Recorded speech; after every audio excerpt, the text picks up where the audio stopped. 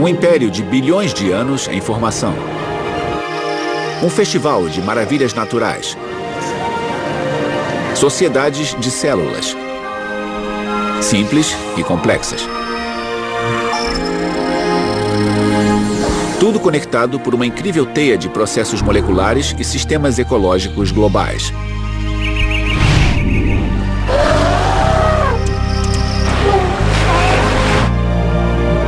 Estas são as grandes descobertas da história da biologia.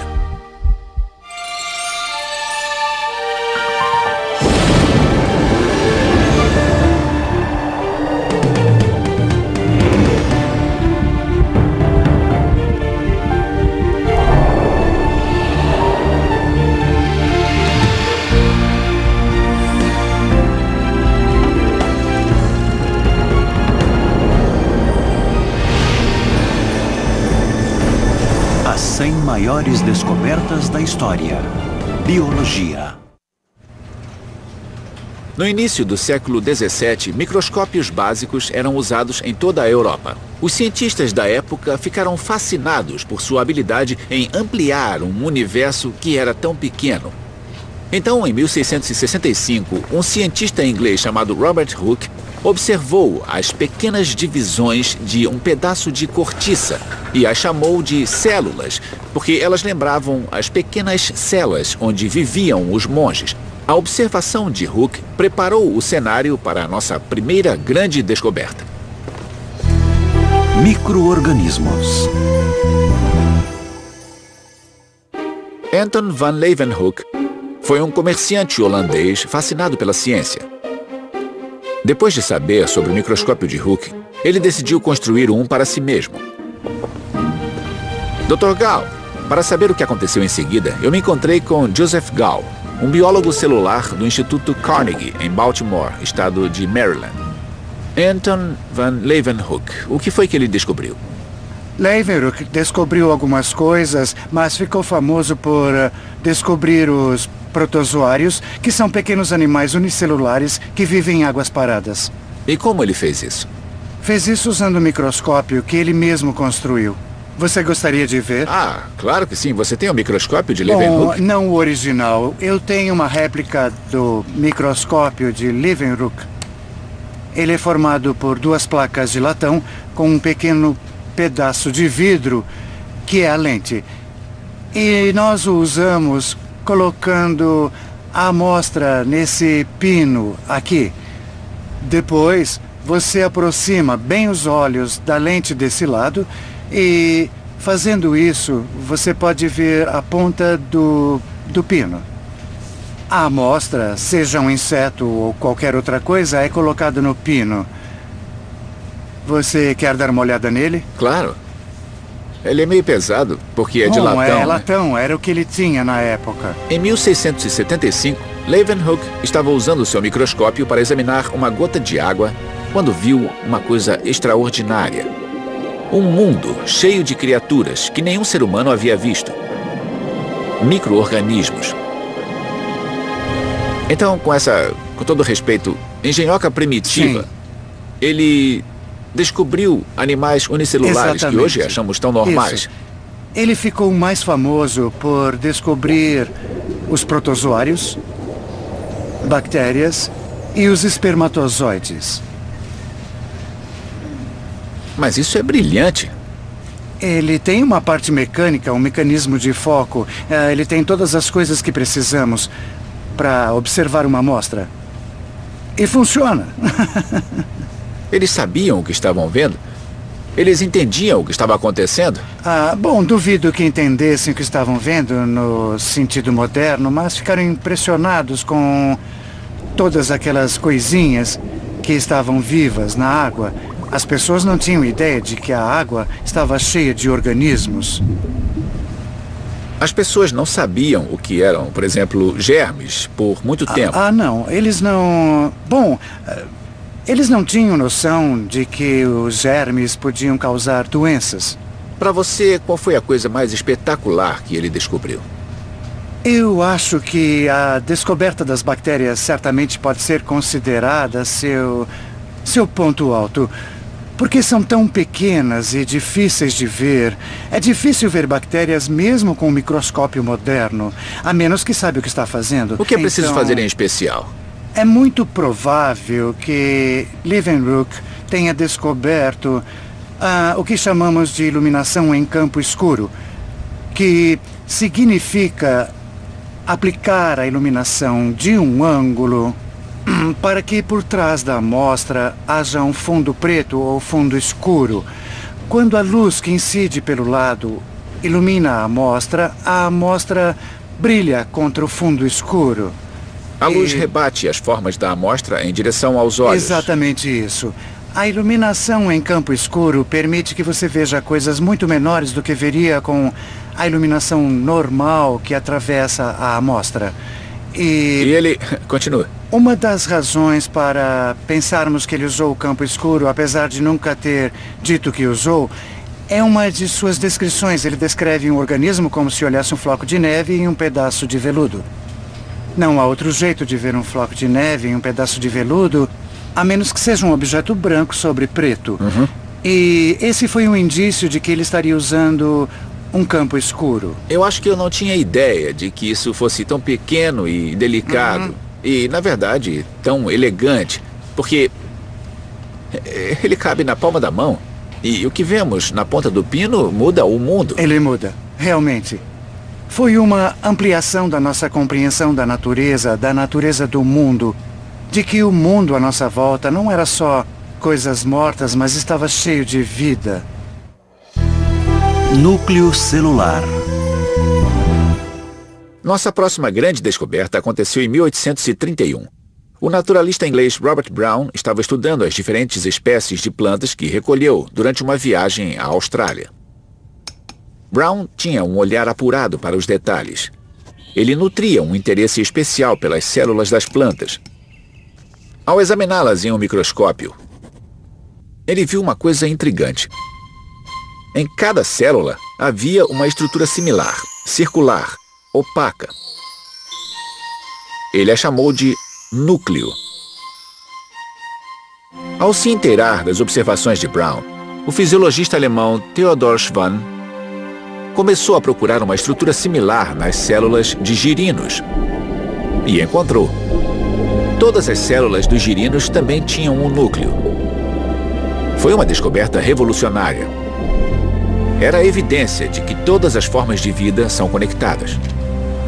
Neste livro, Schwann descreve vários tipos de células dos mais variados organismos e identifica o fato de apresentarem um núcleo. Por que você acha que o núcleo das células foi uma grande descoberta? Foi a percepção de que havia uma unidade estrutural em todos os organismos. Era uma unidade estrutural, não apenas em plantas, mas em animais. Então isso integrava os reinos animal e vegetal e encontrava uma semelhança entre eles. Arqueia. Mais de um século depois da descoberta do núcleo celular, acreditava-se na existência de dois tipos essenciais de vida na Terra: as bactérias e os outros seres. As bactérias foram classificadas como procariontes. Eram organismos unicelulares simples, cujo DNA estava contido não dentro de um núcleo, mas na parede da célula. Todas as outras formas de vida eram classificadas como eucariontes, no núcleo da célula. Mas este sistema de classificação simples sofreria um abalo.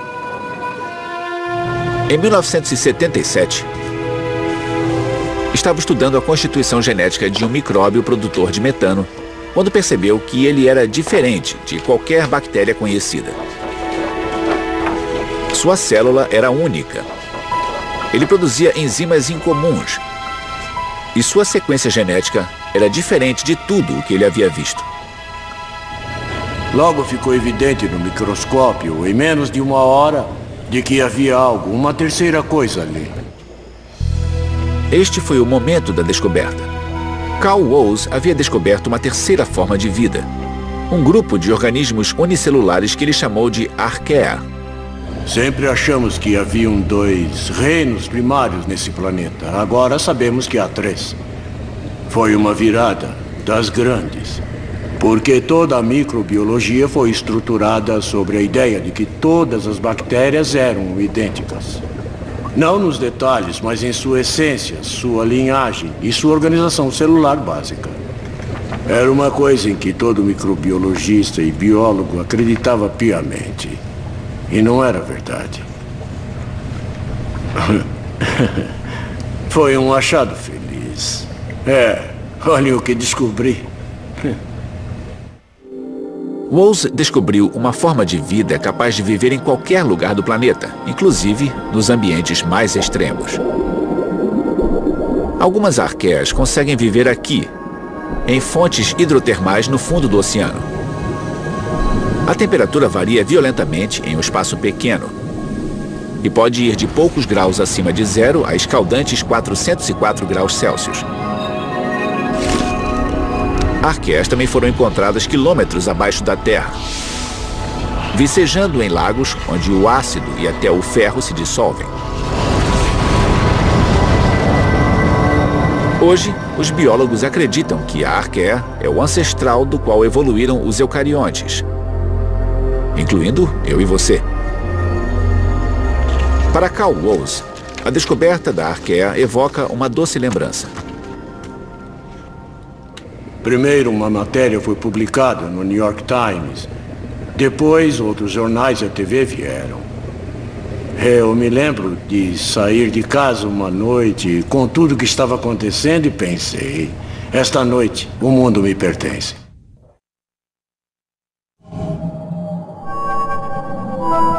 Nossa próxima grande descoberta tenta responder a uma questão central da biologia: como as células formam uma nova vida? Mitose. Ao longo da história humana, isso é bem recente, não é?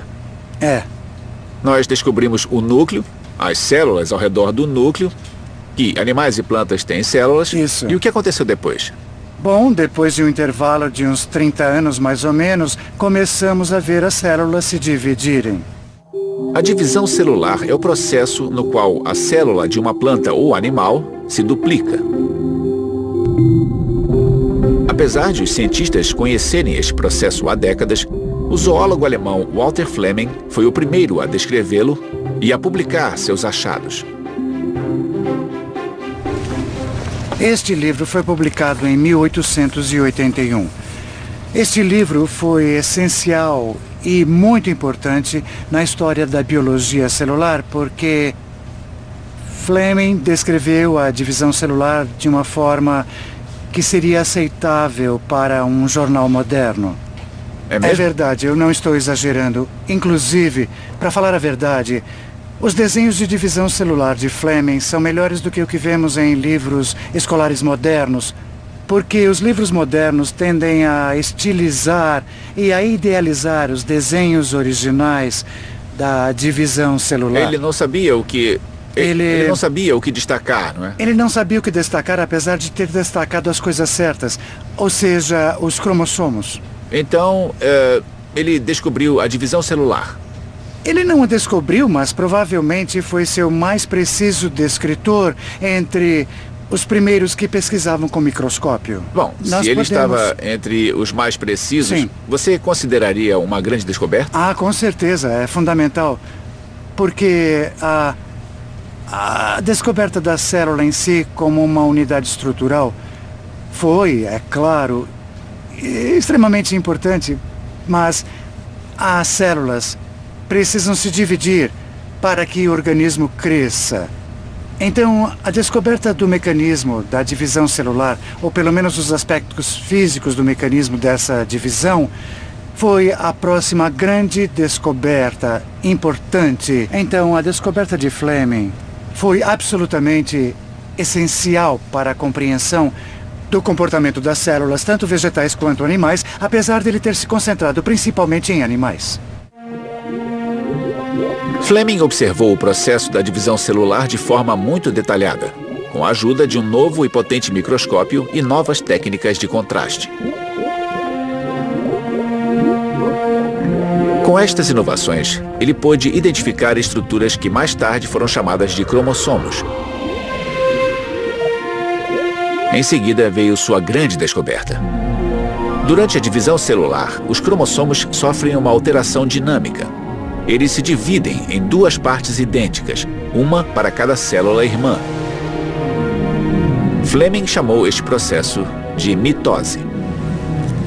Esse é o processo completo de mitose, como ele descreveu em 1881. Na cauda de um girino. Na cauda de um girino, isso. Ele sabia que devia usar uma cauda porque a cauda está crescendo. Na parte de trás de um girino tem muita coisa acontecendo. Exatamente. Ele sabia que se quisesse ver a divisão celular em detalhes, desculpe a minha falha. Não tem problema, pode continuar.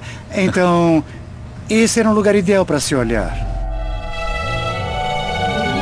A divisão dos cromossomos durante a mitose foi uma descoberta pioneira. Ela abriu o caminho para que cientistas começassem a entender como uma única célula pode se tornar um organismo complexo, feito de muitas células que interagem entre si. Meiose. Na época em que Walter Fleming estava estudando o processo da divisão celular, os biólogos já sabiam que a fertilização era o resultado da união de duas células sexuais, espermatozoide e óvulo. O que eles ainda não sabiam era por que estas eram as únicas células do corpo capazes de produzir uma nova vida. O que as diferenciava? A primeira resposta foi fornecida em 1883 pelo zoólogo belga Edward van Beneden. Van Beneden estudava uma espécie de verme quando descobriu que quase todas as suas células continham 4 cromossomos. As únicas exceções eram as células sexuais dos vermes, o espermatozoide masculino e o óvulo feminino. Estas células tinham apenas 2 cromossomos. Van Beneden observou que quando as duas células sexuais se encontravam, um grupo completo de 4 cromossomos aparecia no óvulo fertilizado. Mas por que as células sexuais possuíam apenas metade do número dos cromossomos das outras células ainda era um mistério. Então, em 1887, o biólogo alemão August Weismann entrou em cena. Ele conhecia o trabalho de Van Beneden e que mostrava que o espermatozoide e o óvulo tinham um número igual de cromossomos. Mas o estudo de Van Beneden não fornecia muitos detalhes sobre a razão de essas células terem menos cromossomos. Ele viu as duas metades e viu que elas combinavam. Ele viu que as células sexuais tinham a metade do número de cromossomos das células normais, mas não sabia o que tinha acontecido para elas perderem a outra metade. Então Weismann discutiu como isso poderia ocorrer de um ponto de vista teórico. Ele pensou, bom, pode ser que cada um dos cromossomos se divida ao meio e metade vá para um lado e a outra metade vá para o outro. Ou pode ser uma coisa mais complicada. Os cromossomos se misturam e, em vez de se dividirem, eles se separam novamente. Depois de anos estudando o comportamento dos cromossomos, Weismann determinou que, em algum momento, um organismo em desenvolvimento ordena que suas células sexuais fiquem com metade de seus cromossomos. Weismann chamou esta forma especial de divisão celular de meiose. Eu acho que, se olharmos para trás, podemos chamar isso de a era de ouro da biologia. Porque, digamos, são 200 anos, entre 1800 e 2000. E antes não sabíamos o que diferenciava uma pedra de um sapo. Certo? Sim. Agora sabemos a diferença entre uma pedra e um sapo. Sim, agora nós sabemos. Então, nesse sentido, respondemos à velha questão filosófica: o que é a vida? Pode não satisfazer a todo mundo, mas eu sinto que estamos bem no caminho. Diferenciação celular. Nossa próxima grande descoberta respondeu a outra questão sobre a biologia da vida. No fim do século XIX, os biólogos sabiam que durante a formação do embrião, as células da maioria dos organismos se diferenciavam. Ou seja, elas recebiam funções para fins específicos no organismo adulto. Braços, pernas, olhos. Mas quando esta diferenciação acontecia? O biólogo alemão Hans Driesch estava determinado a descobrir a resposta. Em um experimento conduzido com ouriços do mar, ele observou que nos estágios iniciais do desenvolvimento do embrião, suas células não se diferenciavam. Elas ainda eram capazes de se transformar em todos os tipos de células. Hoje, os cientistas chamam estas células, que podem gerar vários outros tipos, de células-tronco. Doutora Helen, oi. Para saber mais, me encontrei com Helen Blau, que dirige um centro de pesquisas em células-tronco no Laboratório de Farmacologia Genética da Universidade de Stanford. Muito se fala sobre as células-tronco. Pelo que eu entendi, elas são fertilizadas e começam a se dividir, mas ainda não começaram a formar o que seria a célula do fígado, da unha ou do olho, não é? Isso mesmo. E como você define isso? Nesse ponto, elas são potenciais, têm muita plasticidade, elas podem dar origem a todas as células do organismo. E então alguma coisa muda. Não sabemos o que é essa coisa, mas em algum tempo essas células se destinam a fabricar diferentes tipos de tecidos, e é por isso que temos órgãos como o coração, o fígado e o baço em um adulto. Então a questão é, quão irreversíveis são essas decisões?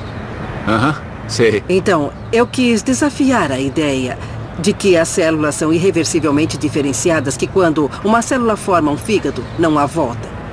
Então, demonstramos que elas não eram irreversivelmente determinadas. E ao perturbar o ambiente dentro da célula, é possível ativar genes que nunca foram usados. Isso demonstrou um certo tipo de plasticidade. E é essa plasticidade que estamos tentando usar nas células-tronco. Compreender os mecanismos por trás disso pode nos permitir usar os princípios fundamentais que descobrimos no tratamento de doenças. O que move essas células, o que faz com que se fundam, com que se reprogramem, e isso é ainda mais eficiente, podemos classificar isso como medicina regenerativa. Descobrimos que essas células têm mais potencial do que imaginamos. Então, as células-tronco sanguíneas não só formam o sangue, como também podem viajar através da circulação para ajudar a reparar danos em tecidos como músculos, tecidos cerebrais e no fígado. E isso já foi demonstrado em vários testes. Para entender melhor as novas tecnologias que Helen Blau utiliza para revelar o potencial das células-tronco, ela me mostrou uma experiência em andamento, feita com ratos geneticamente alterados. Por que não? Claro. Então, esse rato é bem incomum. Com certeza, ele tem proteína verde fluorescente em todas as células do seu corpo. Isso porque conseguimos introduzir o gene da água-viva, o gene GFP, nesses ratos. E agora seus tecidos brilham. Podemos ver isso especialmente nas orelhas, olhos e rabo. Mas todos os tecidos são verdes. Isso permitiu que tirássemos as células que brilham e as inseríssemos em outro rato para ver em que tecidos elas atuam. De certa forma, podemos acompanhar o que as células-tronco fazem. É um marcador. É um marcador. Então você só precisa de uma luz ultravioleta. Isso mesmo. Isso não existia antes. A partir disso, podemos acompanhar o destino dessas células, para onde elas vão, no que elas se tornam, de uma forma que não era possível antes. Isso é fantástico. Na década de 1930, o biólogo alemão Hans Krebs, filho de um médico judeu, foi obrigado a fugir dos nazistas. Em 1937, ele conduzia pesquisas na Universidade de Cambridge, na Inglaterra, determinado a desvendar o mistério por trás de um processo biológico essencial. Como as células do nosso corpo convertem comida em energia. É a nossa próxima grande descoberta. O ciclo de Krebs. Para estudar o processo, Hans Krebs partiu um grupo de células moendo uma amostra de tecido animal. Ele recolheu o líquido das células partidas. Em seguida, submeteu o material a uma série de reações químicas e analisou os resultados. Lentamente, um padrão começou a surgir. Um padrão que levou a uma descoberta extraordinária. Em seus cálculos, Krebs determinou que as moléculas de açúcar dos alimentos digeridos passam por um ciclo de várias reações químicas no interior da célula. Este ciclo resulta na produção do ATP, uma molécula rica em energia. Esta molécula fornece a energia que precisamos para viver. Esta cadeia de reações químicas ficou conhecida como ciclo de Krebs.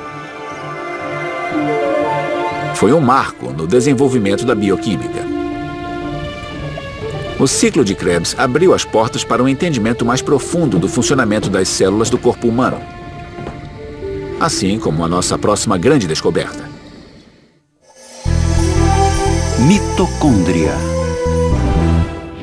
Na metade do século XIX, cientistas com microscópios novos e mais potentes descobriram uma coisa inédita. Uma misteriosa estrutura oculta em quase todos os tipos de células. Ela era provida de duas membranas e tinha a capacidade de mudar de forma. Nos 100 anos seguintes, vários biólogos tentaram descobrir os segredos desta maravilha biológica. Eles chamaram esta estrutura de mitocôndria. Um dos cientistas envolvidos na primeira onda de descobertas sobre as mitocôndrias era Britton Chance. Suas contribuições incluem a invenção de um espectrofotômetro de comprimento de onda dupla, um dispositivo que forneceu ao cientista uma visão mais clara do funcionamento da mitocôndria. Atualmente, ele é professor de biofísica da Universidade da Pensilvânia. Eu inventei esse aparelho. Ele é capaz de ver através da turvação dessas organelas, porque elas têm membranas, paredes celulares e coisas que dispersam a luz. Quando examinávamos na luz, não dava para ver nada. Então eu fiz um instrumento que eliminava a turvação e descobrimos dois compostos que ligavam a mitocôndria ao ciclo do ácido cítrico de Hans Krebs. Isso criou uma conexão entre todas essas coisas, fez ligações entre a ação das enzimas e toda a cadeia de energia. Foi um verdadeiro elo que conectou tudo. Com a ajuda desta invenção, os cientistas descobriram que as mitocôndrias fornecem a energia que permite que as células trabalhem e o corpo funcione. A mitocôndria precisa ser uma forma eficiente de usar a energia que a célula armazena, e é um fenômeno de controle respiratório. Para um leigo, significa que ele pode se matar de fazer exercícios e só precisa parar para se recompor. Ou seja, ele não precisa tomar uma pílula nem uma injeção. Seu corpo faz isso. Suas mitocôndrias vão recompor o déficit de energia. Depois de fazer isso, elas vão dormir. Então, acho que nestes tempos de esportes olímpicos, onde todos estão levando suas ATPs ao limite, isso tem um grande significado.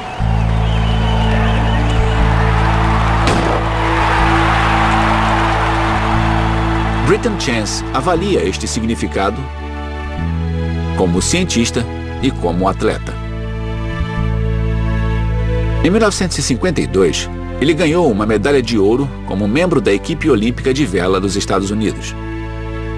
Foi importante descobrir os compostos, estudar as mitocôndrias em loco, descobrir como funcionam, mostrar a importância do controle respiratório e como ele funciona, e, é claro, estudar a geração de radicais livres, que agora sabemos não ser um perigo, mas um processo de sinalização.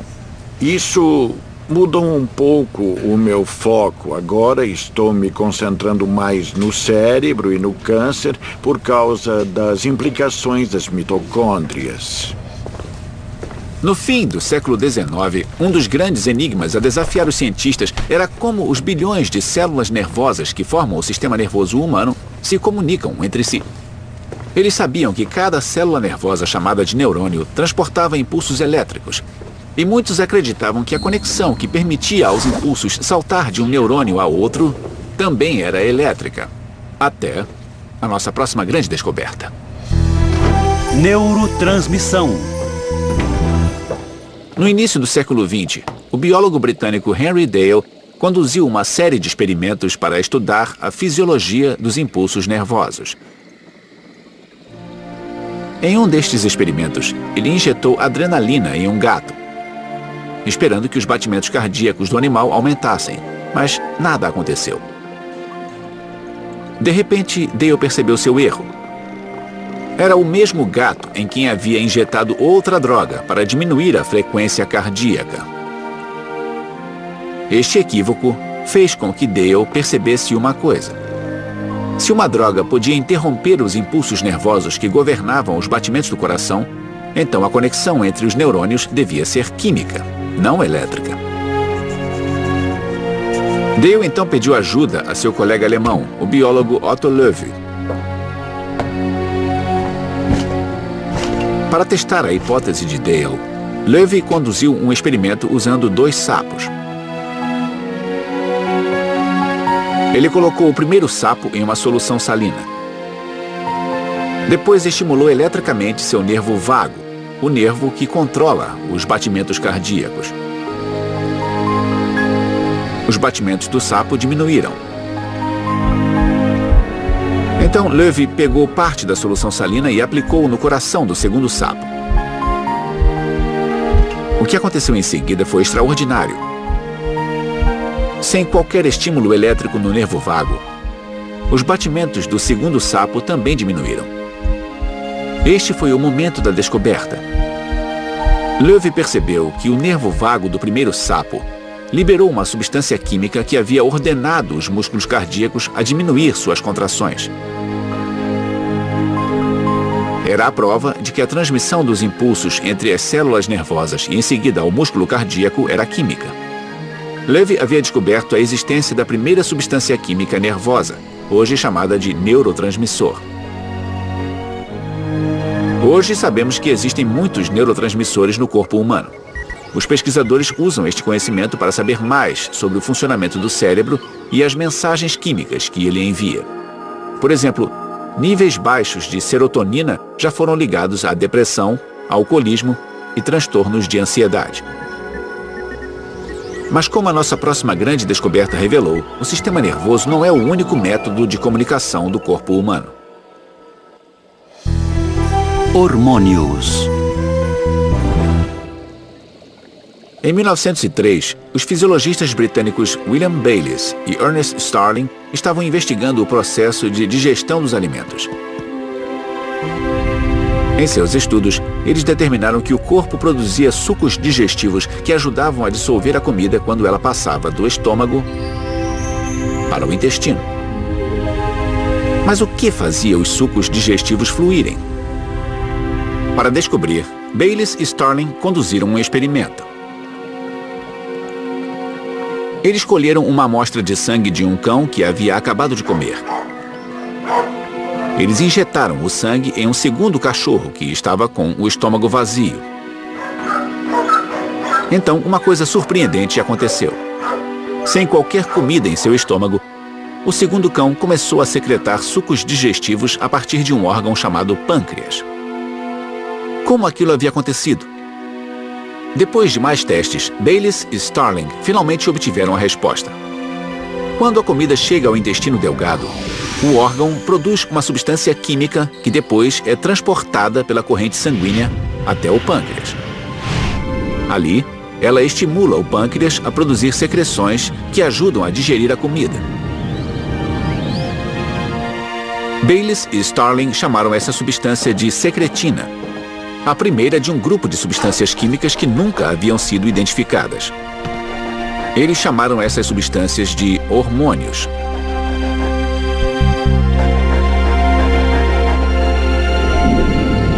Desde a descoberta de Bayliss e Starling, mais de 50 hormônios foram identificados. Hormônios produzidos por glândulas e tecidos e transportados pela corrente sanguínea de acordo com as necessidades do corpo humano. Existem hormônios que afetam o crescimento do corpo, o metabolismo, a frequência cardíaca e o açúcar do sangue. Eles até nos ajudam a nos preparar para a reprodução. O estrógeno, por exemplo, é um dos vários hormônios femininos. Ele ajuda a preparar o útero para o bebê e os seios para a amamentação.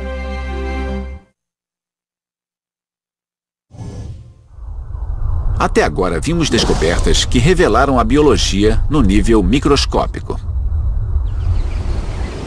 Nossas próximas grandes descobertas abriram nossos olhos para a biologia do macro, os sistemas dos quais depende toda a vida. Fotossíntese. Estamos no ano de 1771. O químico Joseph Priestley conduz uma série de experimentos para ver o que acontece quando várias substâncias são aquecidas em recipientes fechados.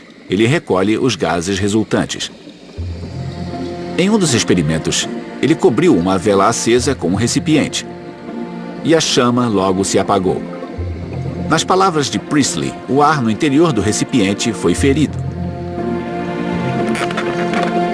Curioso para ver o efeito que este ar ferido teria sobre um ser vivo, ele colocou uma folha de hortelã dentro do recipiente e a deixou ali por 10 dias.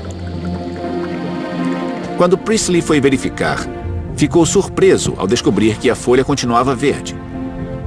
De alguma forma, o ar no interior do recipiente estava novamente fresco. Priestley supôs que a folha de hortelã devia ser a responsável por esta transformação. Mas como? Esta questão continuou sem resposta, até que um cientista holandês chamado Jan Ingenhousz decidiu reproduzir os experimentos de Priestley. Utilizando plantas, Ingenhousz observou o mesmo fenômeno. Depois de realizar uma série de testes, Ingenhousz começou a perceber o que estava acontecendo. A planta só tinha a habilidade de transformar o ar no interior do recipiente se tivesse sido exposta à luz solar. Foi uma descoberta revolucionária. Juntos, Priestley e Ingenhousz haviam descoberto a fotossíntese, o processo bioquímico pelo qual as plantas captam energia da luz solar e a convertem em energia química. A fotossíntese retira o dióxido de carbono da atmosfera e a reabastece com um gás do qual depende a nossa sobrevivência, o oxigênio. O mesmo gás que Joseph Priestley descobriria 3 anos mais tarde, em 1774. Biodiversidade tropical.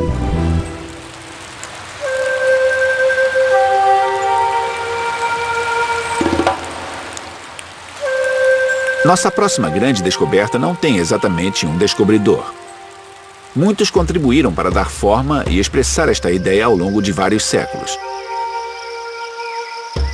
É a descoberta da biodiversidade tropical. Hoje é uma ideia fundamental para a nossa compreensão do mundo biológico e de nossa dependência dele.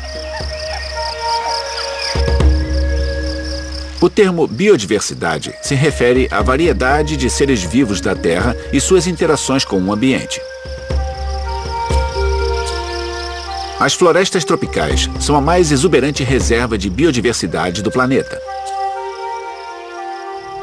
No século XV, o explorador italiano Américo Vespúcio visitou os trópicos e escreveu em seu diário: "O que posso dizer sobre a multiplicidade de animais selvagens? Tantas espécies não podem ter entrado na Arca de Noé." Até hoje, continuamos deslumbrados pela biodiversidade dos trópicos. Calcula-se que cerca de 50% de todas as espécies do mundo vivam nas florestas tropicais, em uma área que ocupa apenas 2% da superfície terrestre.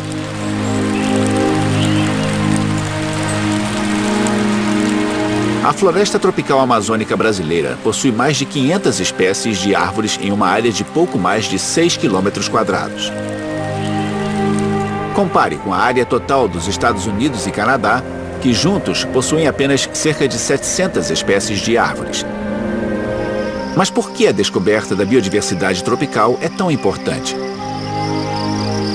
Porque ela não apenas oferece aos cientistas uma melhor compreensão dos sistemas naturais, como os ajuda a aproveitar uma extraordinária gama de recursos que atingem nossas vidas todos os dias. Da produção de mais alimentos a melhores produtos industriais, até o desenvolvimento de novos medicamentos. Por exemplo, muitas das mais promissoras drogas contra o câncer vêm de plantas encontradas nas florestas tropicais do mundo. Mas estes benefícios cobram um preço alto. Os cientistas calculam que a perda da biodiversidade tropical está acontecendo a um ritmo alarmante. Milhões de hectares de hábitats foram devastados. Inúmeras espécies foram extintas. Se o desmatamento se mantiver no ritmo atual, todas as florestas tropicais podem desaparecer até o ano de 2030. Esta extinção acarreta consequências de longo prazo. Porque, como revela nossa próxima grande descoberta, todos os sistemas biológicos da Terra e as comunidades que deles dependem estão conectados. Ecossistemas. A grande seca da década de 1930. Depois de anos de estiagem, o antes fértil meio-oeste norte-americano se tornou uma terra estéril. Sem chuva, os fazendeiros continuaram a lavrar e a plantar, na esperança de que os nutrientes da terra, de alguma forma, retornassem. Mas seus esforços só pioraram a situação. O solo arável se transformou em pó, e os ventos o carregaram. Para o ecologista britânico Arthur Tansley, a tempestade de areia que assolou os Estados Unidos foi uma prova da visão estreita de cientistas e do público em geral sobre o mundo físico e biológico. Eles não entendiam a dinâmica do ambiente como um todo. A perspectiva de Tansley ajudou a explicar a causa e o efeito de fenômenos como este. Ele defendia um novo conceito, que chamou de ecossistema. A palavra é muito simples, é compreensível para uma pessoa comum. Pode ser aplicada com eficiência, mas também possui significado científico no sentido de integrar ideias de diversas ciências. Para entender o impacto da ideia de Tansley, eu conversei com o ecologista Frank Gawley, no Jardim Botânico de Athens, no estado da Geórgia. Por que este termo foi uma mudança revolucionária no pensamento? Naquela época, o trabalho ecológico se dedicava mais à descrição da natureza. Na abordagem sistêmica, vamos mais longe, fazemos experiências, procurando padrões que se repetem numa enorme variedade de locais e espécies. E levantamos teorias sobre a forma como ocorrem e se podem ser testadas. Isso levou a ecologia ao mesmo patamar da física, química e biologia molecular. Então Tansley pegou a palavra sistema e aplicou nos estudos ecológicos. Ele tentou transmitir a ideia de que a ecologia é parte de uma hierarquia de sistemas físicos com o universo em uma ponta e o átomo na outra. E o sistema solar estaria no meio disso. É isso. E aqui embaixo seriam os ecossistemas, né? Aqui tem uma coisa que quero mostrar para você. A quantidade de lama que você vê no rio agora se deve à erosão da terra cultivada rio acima. Essa é uma oportunidade de ver o que seria um ecossistema definido fisicamente por Bill, bem na nossa frente. É um campo inundado? É isso mesmo. Ele recebe água do rio Oconee. Periodicamente, chove muito por aqui. O rio transborda e sua água chega até essa área aqui, ó. estaríamos debaixo d'água durante uma enchente, supostamente. No passado, isso aqui era uma floresta. Está vendo os vestígios das árvores, mas por causa da enchente e da persistência dessas inundações, as raízes não conseguiram respirar e as árvores morreram. Dá para ver, olhando ao redor, como é bela a floresta em recuperação e sua forma. Estudamos isso em profundidade, usando uma abordagem ecossistêmica. Agora, somos capazes de discutir como recuperar os sistemas ecológicos dessa região, manipulando as mesmas espécies e o ambiente para acelerar o processo. E é um passo muito positivo porque podemos reconstruir a natureza para atender certas necessidades humanas, de forma que funcione e se mantenha com sua própria energia solar. Energia solar, A energia solar, que move todos os ciclos e tudo mais. Nossa jornada pelas grandes descobertas da história da biologia revelou a incrível diversidade da vida na Terra. E nos deu uma noção de como esta vida funciona. Do ciclo de vida da menor célula aos sistemas que comandam todo o funcionamento do planeta. Mas uma percepção que se destaca sobre todas as outras é esta: a busca de mais descobertas sobre a vida nunca termina. Esta jornada continua para sempre.